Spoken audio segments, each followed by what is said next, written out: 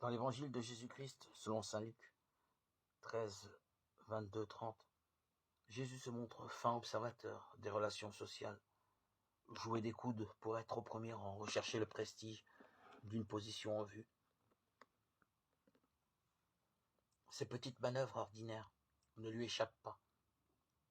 Il en fait l'occasion d'un enseignement qui va au-delà d'une exhortation à la modestie.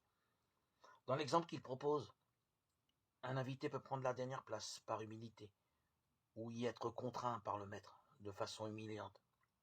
L'enjeu profond, c'est de se dessaisir de tout jugement sur sa propre valeur pour s'en remettre à l'appréciation du maître. C'est à lui d'assigner à chacun sa juste place. Ben Sira, le sage, notait déjà que l'idéal du sage, c'est une oreille qui écoute, à l'opposé de l'orgueilleux, tout entier centré sur lui-même. La seconde partie de cet évangile nous propose d'aller encore plus loin dans l'expérience de la gratuité, en invitant des pauvres, qui ne sont pas en capacité de rendre l'appareil. C'est alors le chemin d'une rencontre, en vérité, de personne à personne. C'est l'occasion de découvrir les vraies richesses que chacun porte dans son cœur, quel que soit son rang dans la société. Ils ont tant à donner, à partager ceux qui n'ont rien à rendre. D'où ce paradoxe. Heureux seras-tu parce qu'ils n'ont rien à te donner en retour. Il ne s'agit donc pas d'accomplir en soupirant une bonne action frustrante, mais méritoire aux yeux de Dieu.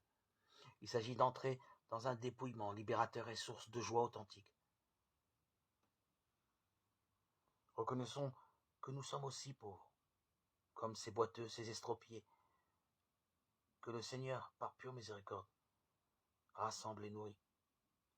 Ainsi, en reconnaissant nos faiblesses, nos failles, nos fissures, notre action de grâce jaillit vers Dieu, qui est bon pour le pauvre.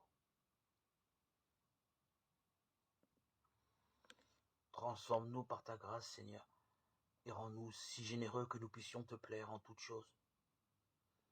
Que ta miséricorde agisse en nous et nous guérisse entièrement.